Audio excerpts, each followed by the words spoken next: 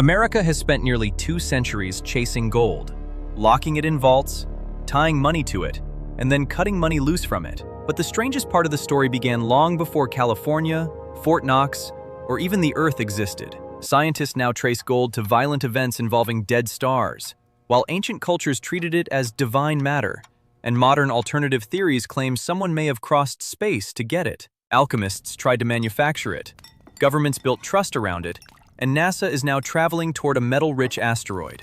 The deeper you follow the story, the harder it becomes to tell whether gold is just a rare element or the most successful obsession humanity ever created. Take an ordinary gold wedding ring. Nothing royal about it. No buried treasure, no pirate ship, no secret map. Just a few grams of yellow metal sitting on a finger. Yet, the atoms inside that ring existed before the United States, before humanity, before the oceans, before the Earth, and most likely before the sun itself. Earth did not make them. That sounds simple until you ask the obvious question. If Earth did not make gold, what did? The Big Bang is not a good answer. In the first minutes after the beginning of the universe, nature mostly produced hydrogen and helium, with a small amount of lithium. The universe expanded and cooled too quickly to build something as complicated as a gold nucleus. The stage existed, but most of the actors had not been born yet. Stars took over. Deep inside stars, pressure and temperature force light atomic nuclei together. Hydrogen becomes helium. In massive stars, the process continues through carbon, oxygen, silicon, and other elements. For millions of years, a star survives by turning one element into another, but eventually this industry runs into a wall: iron. Up to iron, nuclear fusion can release energy. Beyond iron, building heavier nuclei costs energy instead of producing it. Gold sits far beyond that border. A gold nucleus has 79 protons. Iron has 26. You do not get from one to the other by simply making a star hotter. Nature needs a different trick, and it uses neutrons. Some aging stars add neutrons to atomic nuclei slowly. A nucleus captures one, changes, then captures another. Fred Hoyle, Margaret and Jeffrey Burbidge, William Fowler and others helped build the modern picture of how stars manufacture matter. This slow route is important for many heavy elements, but gold in large quantities usually needs something much more violent. Imagine squeezing roughly the mass of the sun into a ball the size of a city. A spoonful of the material inside would weigh billions of tons. If that spoonful suddenly appeared on your kitchen table, the table would not be the main problem, neither would the kitchen. Such objects actually exist. They are neutron stars. A neutron star is what can remain after a massive star dies. Gravity crushes matter so brutally that ordinary atoms lose their familiar structure. Electrons and protons are pushed together, and the object becomes dominated by neutrons. Put 2 neutron stars in orbit around each other and wait. They can circle for millions or billions of years, slowly losing energy. Their orbit shrinks, they move faster, and in the final moments, 2 objects with more mass than the sun can race around each other hundreds of times per second before colliding. That is where the universe becomes a gold factory. During what physicists call the rapid neutron capture process, atomic nuclei are flooded with neutrons faster than they can stabilize. Some of those neutrons later transform into protons. The identity of the element changes. The chain can climb into gold, platinum, thorium, uranium, and other heavy elements. The material is not simply melted or cooked. Its atomic identity is rewritten. Long before astronomers directly watched 2 neutron stars collide, they found a clue in a tiny galaxy called Reticulum 2. Anna Friebel, Alexander G., and their colleagues examined ancient stars there and found extraordinary amounts of elements associated with rapid neutron capture. Something unusual had happened in that little galaxy. Not thousands of small events, but probably one enormous event that polluted much of the system with heavy elements. Whatever had done it was rare, violent, and incredibly productive. Then, in August of 2017, the universe gave astronomers a much clearer answer. Gravitational wave detectors felt space itself ripple as 2 neutron stars merged. Less than 2 seconds later, satellites detected a burst of gamma rays, and telescopes around the world turned toward the same patch of sky. For the first time, humanity watched the same cosmic disaster in several different ways. Space shook, light arrived, and then the wreckage began to glow. The explosion is called a kilonova. Its light changed rapidly from blue toward red and infrared. Heavy elements have complicated atomic structures that trap and reshape light, and the glow behaved the way astronomers expected if a huge amount of freshly created heavy material had been thrown into space. Strontium was later identified directly. Gold did not appear with a convenient yellow label attached to it, because the material was moving too fast, and millions of atomic transitions overlapped. But the models showed that an event like this could manufacture staggering quantities of heavy elements, including gold and platinum. In some estimates, the amount of gold produced could be compared with several Earth masses. That is the moment an old alternative story suddenly becomes interesting for a completely different reason. Zecharia Sitchin argued that the Anunnaki came to Earth because they needed gold. In his version, they were not supernatural gods, but members of an advanced civilization associated with a world called Nibiru. Their planet had an atmospheric problem, and finely dispersed gold was supposedly needed to help protect it. They came here, opened mines, and eventually created human workers after an earlier labor force rebelled. Whether you believe any of that or not, modern astrophysics gives the story a brutal question. If the universe can manufacture planet-sized quantities of heavy metals in stellar catastrophes, why would a civilization capable of interplanetary travel come all the way to Earth and dig shafts into solid rock? The obvious answer from defenders of the theory is that gold created in a kilonova is not sitting in neat bars waiting to be picked up. It is scattered through an enormous expanding cloud. Over time, that material becomes part of new stars, planets, and asteroids. A planet with liquid water, energy, and already concentrated deposits might therefore be a much easier target. That helps the theory for about 10 seconds. Then another problem appears. An asteroid does not need oxygen, does not eat, does not organize a revolt, and has weak gravity. It does not have oceans, tectonic plates, or a biosphere standing between you and the metal. If you can cross space, an asteroid begins to look like a much simpler mine than Earth. That is no longer science fiction in the abstract. NASA's Psyche spacecraft is already on its way toward a metal-rich asteroid. The spacecraft used Mars for a gravity assist in 2026 and is expected to reach Psyche in 2029. Scientists do not claim the asteroid is a giant ball of gold. It is thought to contain a mixture of rock and metal, probably rich in iron and nickel. But Psyche makes the question sharper.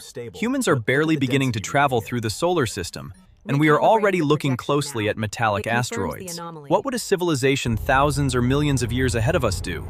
The Anunnaki version can always answer that Earth had exactly the kind of gold they needed, or that the planet was already mapped, or that biological workers made the operation easier. Those answers can be imagined. They are not observations. For now, Sitchin stays in the room, but he has not shown his mining records. Science has its own unfinished paperwork. Neutron-star collisions definitely create heavy elements. The harder question is whether they happen early enough and often enough to explain all the gold we see. Two massive stars must first be born.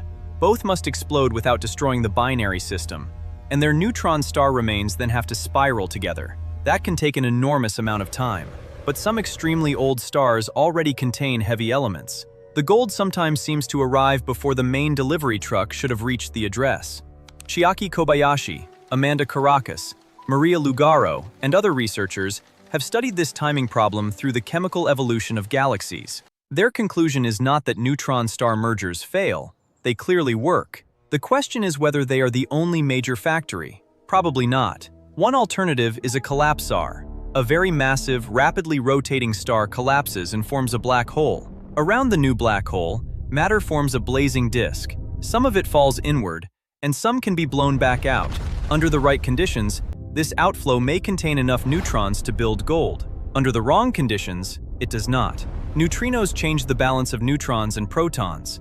The temperature matters, the rate at which material falls matters, and the lifetime of the disk matters. Nature loves giving an answer and then attaching 12 pages of fine print. In 2025, another possible gold factory emerged from data that had been sitting around for about 2 decades. Magnetars. A magnetar is a neutron star with a magnetic field trillions of times stronger than Earth's. Its crust can twist and fracture. When it does, the star can release an enormous burst of gamma rays. Anirudh Patel, Brian Metzger, Eric Burns, and their colleagues re-examined a giant magnetar flare recorded in 2004. They found a later gamma-ray signal compatible with the creation and decay of heavy radioactive nuclei. Their calculations suggested that giant magnetar flares could potentially account for up to roughly 10% of the galaxy's abundance of elements heavier than iron. That number matters because magnetars can appear quickly after stars form. They might help explain heavy elements that seem to show up too early for many neutron-star mergers. So the clean old story, stars explode, gold appears, end of chapter, has fallen apart. Gold may come from several cosmic factories: neutron-star collisions, rare supernova-like explosions, disks around newborn black holes, and magnetar flares. Two gold atoms sitting next to each other in the same wedding ring do not have to share the same birthplace. The strange part is that ancient people knew none of this, yet again and again they pushed gold upward, toward the sky and the gods. In ancient Egypt, gold was associated with divine flesh, the sun, and permanence. The reason becomes obvious once you put metals side by side. Iron rusts, copper turns green, silver tarnishes, while gold seems to refuse. A wooden object can rot, food spoils, skin ages, but a polished piece of gold can look almost untouched centuries later. To a society surrounded by things that decayed, that was not a trivial property. It looked like immortality. Gold is not truly indestructible. Aqua regia, a mixture of nitric and hydrochloric acid, can dissolve it. Mercury can attack it. Cyanide chemistry can move it into solution. But under ordinary conditions, gold is astonishingly unreactive, and that fact once helped save 2 Nobel medals from the Nazis. When Germany occupied Denmark during World War II, chemist Georg de Hevesy feared that the Nobel medals of Max von Laue and James Franck would be seized. So he dissolved them in aqua regia. The gold vanished into an orange solution. The jar sat on a laboratory shelf while the building was searched, and the soldiers had no idea that 2 Nobel medals were sitting inside it in liquid form. After the war, the gold was recovered, and the medals were made again. Even when gold disappeared, it had not really gone anywhere. Its color is almost as strange as its chemical stubbornness. Most metals are silvery because of the way their electrons interact with visible light. Gold is different. Its atoms are so heavy that electrons close to the nucleus move fast enough for relativistic effects to matter. Those effects shift the energies involved in absorbing light. Gold absorbs more blue light and reflects more yellow and red. Part of the reason a crown looks golden is the same physics that forces engineers to correct clocks on satellites. An ancient priest might say the metal belongs to the sun. A physicist says relativity. The priest was wrong about the mechanism, but he was not wrong that gold behaved unusually. The same pattern appeared across cultures. In the Andes, gold was linked with the sun and sacred authority. Then Europeans arrived and looked at the same objects through a very different filter. To the people who made them, a gold vessel could be religious, political, or ceremonial. To a conquistador, it could be melted. That difference became horrifyingly clear with Atahualpa. The captured Inca ruler offered an enormous ransom in gold and silver. Objects were gathered from across the empire. Artworks, vessels, and sacred pieces were melted down because their meaning did not survive the furnace. Their weight did. The ransom was paid, and Atahualpa was executed anyway. Gold had revealed one of its most dangerous properties. Not what chemistry does to it, but what people do to one another around it. The legend of El Dorado grew from the same human machinery. At first, it may have referred to a gilded man, a ruler covered in gold dust during a ritual. Europeans turned the man into a city, the city into a kingdom, and the kingdom into a place just beyond the next river. Expedition after expedition failed, and the city simply moved farther away. A legend like that does not have to win. It only has to stay one day's march ahead of the people chasing it. But none of those myths could exist unless gold had survived a much older problem. When Earth formed, almost all of its gold should have disappeared somewhere humans could never reach. The early Earth was not a blue planet with oceans and continents. It was a violent construction site. Bodies collided, rock melted, metal separated from silicate, and dense iron sank inward to help form the core. Gold has a chemical attraction to metallic iron, so when iron went down, gold followed. The overwhelming majority of Earth's original gold is probably locked deep inside the planet. Think about Fort Knox. The United States stores roughly 147 million troy ounces of gold there. The building is famous because it feels inaccessible. Thick walls, armed protection, a vault almost no ordinary person will ever enter. Geologically, Fort Knox is not deep at all. Earth's real gold vault begins thousands of miles beneath your feet. That creates the next mystery. If gold followed iron into the core, why is any of it sitting in Nevada, California, jewelry stores, or your phone? One major answer is that some of it arrived late. After Earth's core had mostly formed, the planet continued to be hit by asteroids and other bodies. Those late impacts brought additional metals. Because the main separation between core and mantle had already happened, part of that new material remained higher in the planet. Geochemists study isotopes almost like forensic shipping labels. Mario Fisher-Goda and other researchers have compared isotopic fingerprints in Earth rocks with those in meteorites to ask where this late material came from. The old cartoon image of a gentle rain of tiny meteorites is probably too simple. A few very large impacts may have delivered a major share. Picture a planetary collision not as a rock bouncing off another rock, but as a metal-filled world slamming into a half-molten Earth. The impactor's metallic core can stretch, break into droplets, and mix through hot mantle material. Earth was not receiving packages. It was being hit with pans of molten metal traveling at planetary speeds. And now there is another possibility. Some material may be coming back up from far deeper than scientists once expected. In 2025, Niels Messling and colleagues studied volcanic rocks from Hawaii and found unusual isotope patterns in ruthenium and tungsten. The signal was consistent with material connected to very deep regions near the core mantle boundary. They did not find a stream of liquid gold leaking directly out of Earth's core. That is the headline version. What they actually measured was much more subtle. Ruthenium can act like a tracer. Because gold, platinum, and ruthenium all strongly prefer metallic environments, evidence that some ruthenium can move upward from extreme depth raises the possibility that tiny amounts of other precious metals may travel with the same deep material. That does not replace the late delivery idea. It complicates it. Some gold may have arrived after the core formed. Some may never have descended completely, and a small amount may be recycled upward from deep inside the planet. Earth may not have one locked vault.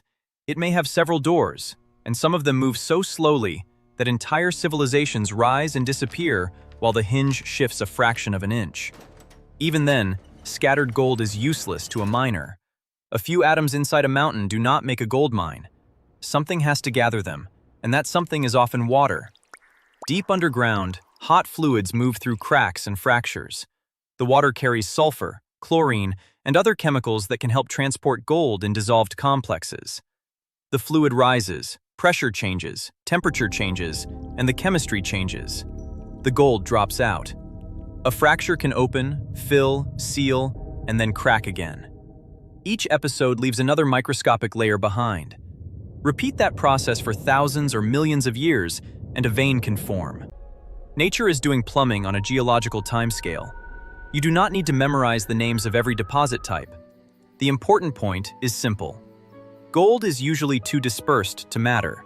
Heat, water, faults, and chemical reactions move it until certain places become unusually rich. In Nevada, this process produced one of the great gold provinces on Earth. The Carlin trend helped transform modern American gold mining because much of its gold does not look like the gold in Western movies. There may be no glittering nugget, no bright vein, no dramatic chunk sitting in a prospector's pan. The gold can be microscopic, hidden inside minerals such as pyrite. A person can hold valuable ore in both hands and see nothing yellow at all. The Wild West image of gold is a man kneeling beside a creek. Modern Nevada can be a mountain of ordinary-looking rock that only becomes valuable after crushing, chemistry, and industrial processing. That is how far the American gold story traveled, but rivers still played the famous role first. In January of 1848, James Marshall found gold at Sutter's Mill in California. News spread slowly at first and then exploded. By 1849, people were pouring toward California from across the United States and around the world. The promise was almost perfectly American. Go west, take the risk, find one thing, become somebody else. People crossed mountains, sailed around continents, abandoned jobs, borrowed money, and arrived convinced that one lucky strike could rewrite their lives. For a few it did. For many, the most reliable gold was in the pockets of the people arriving to look for it. They needed food, boots, tools, rooms, and transportation. A man selling shovels could make money whether the miner found gold or not. San Francisco exploded from a small settlement into a major port almost overnight. Businesses appeared, prices soared, and fortunes were made without touching a mine. The gold rush also had a much darker side. Native communities were pushed off land, deprived of food sources, exposed to disease, and subjected to horrific violence. Rivers were altered, landscapes were ripped apart, and mining techniques became more aggressive. The American dream of gold was not experienced as a dream by everyone living where the gold had been found. That matters because the metal itself did nothing. It did not call anyone west, write a law, or fire a gun. People gave it the power to do those things. The same pattern had appeared before and would appear again. A nugget can begin in a dead star, spend billions of years inside rock, be moved by boiling fluid, sorted by a river, and finally picked up by a person. That person then changes history around it. Rivers may not be the only living part of that process. Certain bacteria can actually influence the formation of metallic gold particles. Cupria vitis metallodurans can survive in environments containing toxic metals. Some soluble gold compounds are poisonous to it, so the bacterium has mechanisms that help transform those compounds into less toxic metallic particles. Another bacterium, Delphtia acidivorans, uses a different strategy. It can release a substance outside the cell that causes dissolved gold to precipitate before the metal gets inside and causes damage. The bacteria are not creating gold from nothing. They are not tiny stellar furnaces hiding in mud. They are rearranging gold that already exists. A nugget can therefore have an absurdly complicated biography. A cosmic catastrophe creates the nuclei. A young planet receives them. Earth hides most of them. Water moves some. Bacteria modify some. A river sorts the grains. Then a human finds one and becomes convinced the universe has finally taken a personal interest in his finances. That human obsession with transformation produced another gold story: alchemy. Nicolas Flamel was a real medieval Parisian scribe and bookseller. He owned property and gave money to religious causes. After his death, later writers transformed him into something much larger, an alchemist who had discovered the philosopher's stone and learned how to turn base metals into gold. There is no solid historical evidence that the real Flamel accomplished such a thing. That did not hurt the legend. It probably helped. A dead man is much easier to turn into a magician because he cannot issue corrections. Alchemy was not simply a centuries-long get-rich-quick scheme. For many practitioners, turning base metal into gold was also a symbol of transforming the human being. Lead represented something crude and unfinished. Gold represented purity and completion. That interpretation has one tremendous advantage. If the laboratory fails to make gold, you can announce that the real gold was spiritual all along. Excellent for preserving a reputation, less useful for paying the landlord. Yet alchemists did accumulate real practical knowledge. They built furnaces, distilled substances, dissolved metals, separated chemicals, and developed laboratory techniques. Their language was often wrapped in dragons, kings, planets, marriages, and secret symbols. Behind some of that symbolism was real chemistry trying to be born. Isaac Newton spent a surprising amount of his life studying alchemy. The man remembered for gravity and calculus, copied alchemical recipes, experimented with materials, and searched for hidden forces that might organize matter. The boundary between alchemy and chemistry was once much less obvious than it appears from a modern classroom. And here is where history plays a joke on the alchemists. Turning lead into gold is actually possible, not chemically, nuclearly. Lead has 82 protons, gold has 79. Chemistry mostly rearranges electrons and bonds between atoms. It does not casually remove 3 protons from a nucleus, but nuclear physics can. At CERN, lead nuclei moving near one another at enormous energies generate intense electromagnetic fields.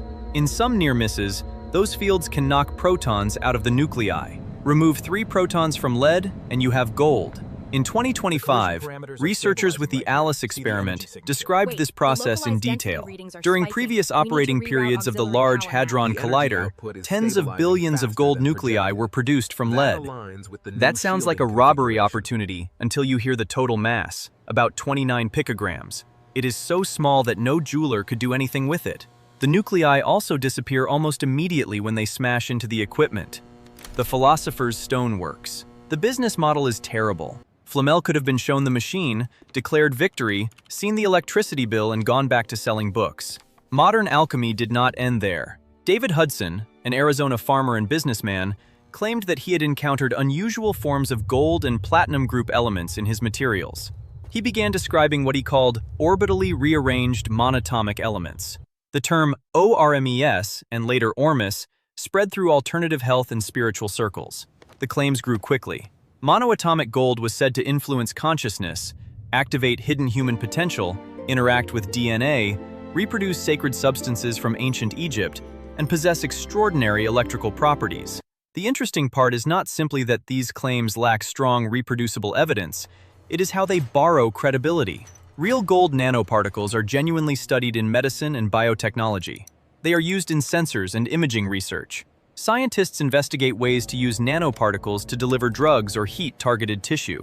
Put that real research next to a spiritual claim, and the human brain can quietly connect them. Gold nanoparticles can help detect molecules. Therefore, perhaps monoatomic gold awakens ancient memory. The first sentence is science. The second does not follow from it. That gap is where a great deal of modern alchemy lives. And it is exactly why the Anunnaki story is more interesting than simply calling it nonsense and moving on. It uses real ancient material. In Mesopotamian texts, the Anunna or Anunnaki are genuine groups of deities. Their roles change across periods and cities. They are not described as one cleanly organized extraterrestrial mining corporation. Another divine group, the Igigi, appears in the Atrahasis tradition. They perform exhausting labor, dig canals, and maintain the world for higher gods. Eventually, they rebel. The gods need a replacement workforce, and humans are created to take over the burden. In some versions, a birth goddess combines clay with the flesh and blood of a slain god. Humanity therefore contains something earthly and something divine. That story is ancient. Divine workers, a labor revolt, humans created to replace them, clay and divine blood. Sitchin did not invent those ingredients. He rebuilt them into a modern machine. Clay becomes an existing earth hominid. Divine blood becomes genetic material. Creation becomes biotechnology. The labor becomes gold mining. The gods become extraterrestrials. Nibiru becomes their planet. The result is powerful because it connects several enormous mysteries with one answer. Why did the gods come? Gold. Why were humans created? Gold. Why Africa? Gold. Why did ancient societies obsess over this metal? Because somebody had already taught us that it mattered. As storytelling, it is brutally efficient. As evidence, the problems begin when you go back to the tablets. Mainstream specialists in cuneiform texts do not find Sitchin's complete story there. The tablets do not clearly describe a populated planet named Nibiru, whose damaged atmosphere required gold, a South African extraterrestrial mining program, or a genetic engineering project of the kind found in the modern theory. Nibiru is a real ancient term.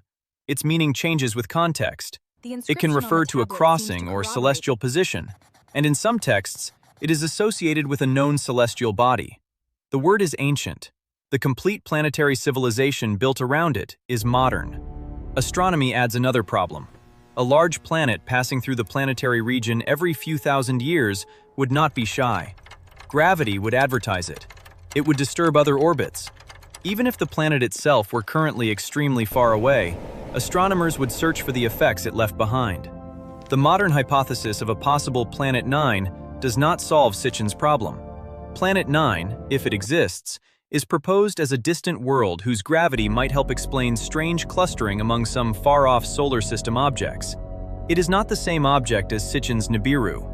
Two stories can both contain a hidden planet without describing the same planet.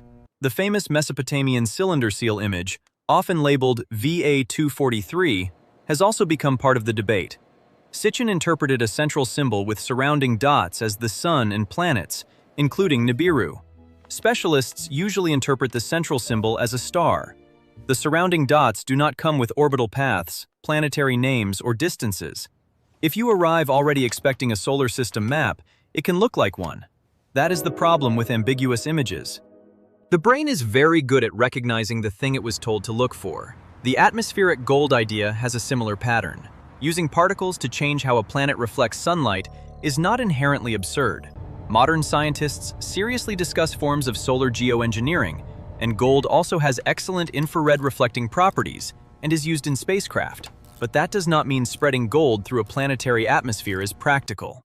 Gold is heavy, rare, and particles can clump, settle, and interact with atmospheric chemistry.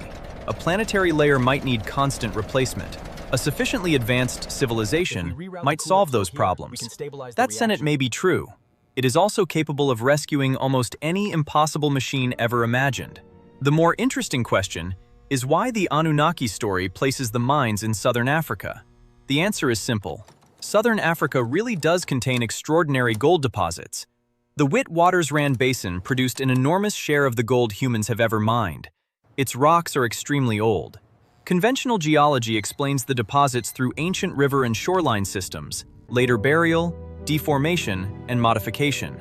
Alternative history writers look at those ages and sometimes make a leap. Old rocks become old mines. Those are not the same thing. A slice of bread can contain salt that originated in an ancient sea. That does not mean the bread was baked before the dinosaurs. There are genuinely ancient mines in Africa. Lion Cavern in Eswatini preserves evidence of very early mining activity, primarily for ochre. Humans were extracting mineral material tens of thousands of years ago. That is an extraordinary fact by itself. It proves prehistoric people could organize mining. It does not prove they were supplying Nibiru. Michael Tellinger and others have pointed to large numbers of stone circles and ruins in southern Africa, interpreting some as evidence of a lost civilization connected with ancient gold extraction and the Anunnaki. Archaeologists studying places such as Bokoni see a different picture. Stone walls there formed homes, cattle enclosures, agricultural terraces, and movement networks created by African communities much more recently than the enormous ages claimed in alternative accounts. Calling the builders primitive does most of the rhetorical work. People without phones still had hands, memory, communities, and generations of accumulated knowledge. A stone wall does not require an alien foreman. A truly gigantic ancient gold industry would also leave more than holes in the ground. Where are the huge processing wastes, the tools, crushing areas, transport networks, energy systems, settlements, and chemical signatures? Erosion destroys evidence. It does not selectively delete only the pieces that would settle an argument. Genetics gives the Anunnaki idea another test. If an outside civilization engineered humans from an Earth hominid, what should our DNA look like? Human genetics shows deep continuity with other primates. We share genes, mutations, and even ancient viral insertions at matching locations in the genome. Human chromosome 2 carries signatures consistent with a fusion of two ancestral chromosomes that remain separate in other great apes. Supporters of intervention can answer that advanced engineers would have modified an existing Earth species, leaving most of its genome unchanged. That is possible as a story. Then the theory has to identify the engineered changes. Which sequences were inserted? What do they do? Why do they not look like ordinary mutation, selection, drift, and interbreeding? The history of the genus Homo is not one clean jump from animal to modern worker. It is a messy, branching story. Neanderthals made tools, controlled fire, and interbred with Homo sapiens. Denisovans also contributed DNA to living populations. Human language, cognition, and symbolic culture still contain mysteries, but a mystery is not automatically a surgical scar. That is why the Anunnaki idea survives better as a question about meaning than as a completed scientific model. It offers something evolution does not: purpose. Evolution does not say humanity was made for anything. Sitchin's story says we were. Unfortunately, the job was mining.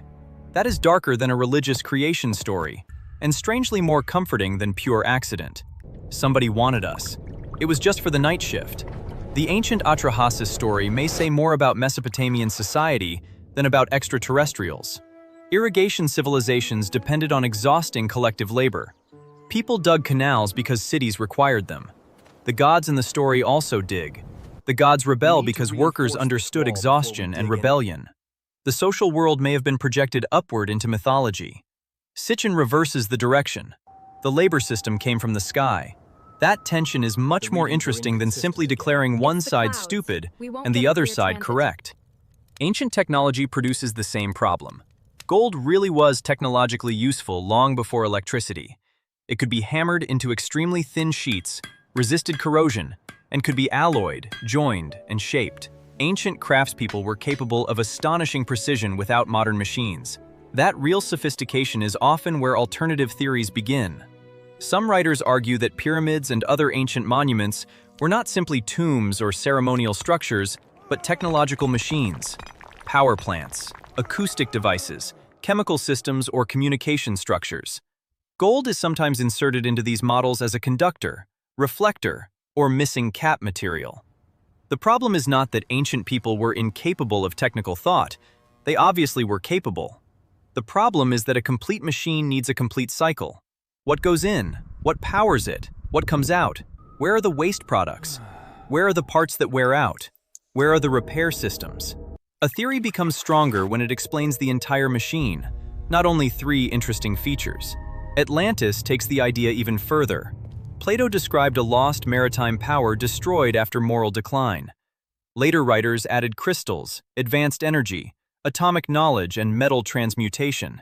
In that version, alchemy is not an early science trying to grow. It is wreckage, fragments of a technology remembered symbolically after the machines were gone. That possibility is hard to kill because lost knowledge really does exist.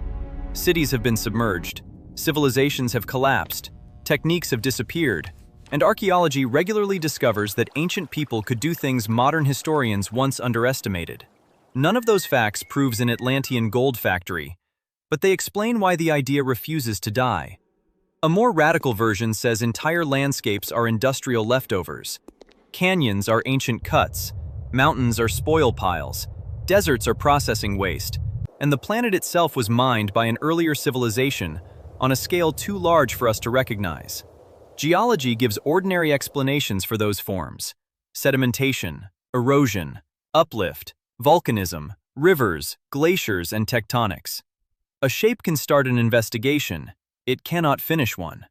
The human brain sees faces in clouds. It can also see an open-pit mine in a mountain. The question is, what evidence remains after the resemblance? And this takes us back to America, because no country tells the second half of the gold story more clearly. Gold is actually a terrible material for many ordinary jobs. Pure gold is soft. A sword made from it would be a joke. A shovel would be expensive, heavy, and quickly deformed. You cannot build a railroad out of it or plow a field with it efficiently. Its economic power grew partly from the fact that ordinary work does not consume it. Gold survives. A coin can become jewelry, jewelry can become a bar, and the bar can become another coin. Kings die, governments fall, and the metal gets melted and receives a new face. That is almost the perfect material for storing wealth. America built an entire political drama around that property. For part of US history, gold itself circulated as money. Paper claims could be connected directly to metal. Then the relationship became more complicated. In 1933, during the Great Depression, President Franklin Roosevelt's government severely restricted private monetary gold ownership and required much of it to be delivered to the banking system, with exemptions. That same year, the US Mint struck hundreds of thousands of $20 double eagle gold coins. They were never officially released into normal circulation. Most were ordered melted, and a tiny number escaped. One of them later became one of the most famous and valuable coins in the world. That is a perfect American gold story. The government stamps a number on a piece of metal. Then the government changes the rules. The number stays. The meaning changes. Fort Knox became the physical symbol of the next stage. The United States Bullion Depository in Kentucky contains about 147.3 million troy ounces of gold. Here's the part that sounds like a mistake. For official Treasury bookkeeping, U.S. gold is still carried at the statutory value of $42.22 per troy ounce, not the market price, the official book price. So inside one of the most famous vaults on Earth sits metal that the government accounts for at a value radically different from what traders would pay for it. Nothing about the atoms changes, only the number does. That is gold's third birth. First, the universe creates the atom. Then Earth concentrates it. Finally, the human mind creates the value. Fort Knox also became perfect soil for conspiracy theories. The vault is closed to ordinary visitors. Very few public inspections have occurred. That secrecy produced decades of claims that the gold is gone, missing, replaced, or secretly moved. The official government position is clear. The gold is there. The suspicion survives because a locked door is psychologically powerful. People do not imagine much about an empty parking lot. Put a massive vault door in front of them and the mind begins writing scripts. America eventually made an even stranger decision. It kept the gold, but it stopped promising that the dollar was gold. In August of 1971, President Richard Nixon suspended the dollar's convertibility into gold for foreign official holders. The famous gold window closed. The dollar continued. The bars stayed in government vaults. Money had separated from metal. This is the part that makes gold so strange in the modern world. The United States does not run a gold-backed currency, yet it still stores enormous amounts of gold. If gold no longer defines the dollar, why keep it? Because gold today is not simply money. It is a reserve asset, a symbol of confidence, and an object people turn toward precisely when confidence in other things begins to wobble. Its value now depends on something almost philosophical. People believe other people will continue to want it. That sounds fragile. It has lasted thousands of years. Modern finance adds another layer. You can own physical gold, or you can own a claim connected to gold, a fund share, a futures contract, an account, a financial promise. Those are not always the same thing as having a specific bar with your name on it. That difference feeds another family of theories about paper gold, rehypothecation, and whether too many people believe they own the same physical metal. Some of those concerns involve real financial structures. That does not automatically mean a giant secret fraud exists. Modern markets can become complicated enough without anybody wearing a hooded robe. Gold does seem to attract basements, vaults, and locked rooms, which does not help its reputation. The physical mining story is less mysterious and often uglier. Modern gold deposits can contain only a few grams of gold in a ton of rock. That means huge quantities of material have to be blasted, hauled, crushed, and processed to recover a small amount of metal. A wedding ring may weigh only a few grams. The waste behind it can weigh many tons.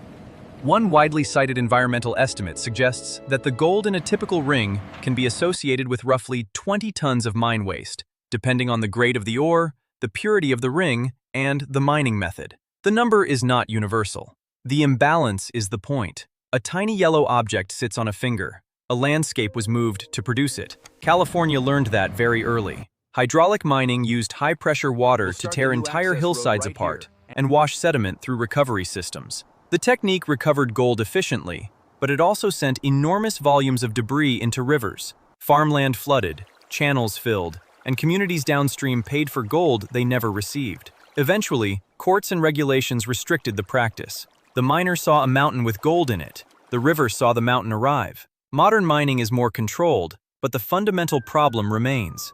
Gold is valuable precisely because there is not much of it. To collect a little, you often move a lot. Then the story takes one more turn. Some of the richest gold-bearing material around you may no longer be underground. It may be in a drawer. Electronics contain small amounts of gold because the metal conducts electricity well and resists corrosion. Phones, computers, circuit boards, and other devices use it where reliable electrical contact matters. On a per-ton basis, some electronic waste can contain far more gold than natural ore. That turns cities into mines. The material is already extracted, already refined, and already sitting in houses. The problem is getting tiny amounts back safely from mountains of discarded equipment without releasing toxic chemicals. A person watching a documentary about gold may literally be holding some in his hand, not in a ring, in the phone playing the documentary, and the journey closes another circle in space. Gold is used in spacecraft because thin coatings can reflect infrared radiation and resist harsh environments. The James Webb Space Telescope uses a very thin layer of gold on its mirrors because gold is excellent at reflecting infrared light. Think about the root of one atom, born in a stellar catastrophe, thrown into space, captured by the material that formed the solar system, hidden inside Earth, moved through rock, mined, refined, and launched back into space. Then it is used to look at distant stars. That image is so perfect that it almost sounds like mythology, which is exactly why mythology never leaves the story. The believer in ancient astronauts sees a memory returning to its origin. The engineer sees a material with useful optical properties. Both are looking at the same gold. The gold does not care. Go back to the ordinary wedding ring. The atom inside it did not know when it was part of a dead star. It did not know when Earth melted around it, when water pushed it through a crack in rock, when bacteria changed its chemical environment, or when a miner found it.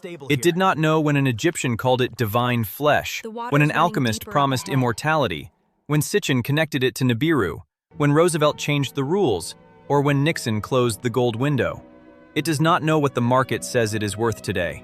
The metal has stayed almost completely indifferent, while humans have spent thousands of years building meanings around it. And that may be the strangest part of the entire story. Gold survived the death of stars, the formation of a planet, molten rock, boiling fluids, acids, rivers, mines, and furnaces. None of those events made it dangerous. The dangerous moment came much later, when a human being bent down, picked up a yellow piece of metal, and realized everyone else would want it too.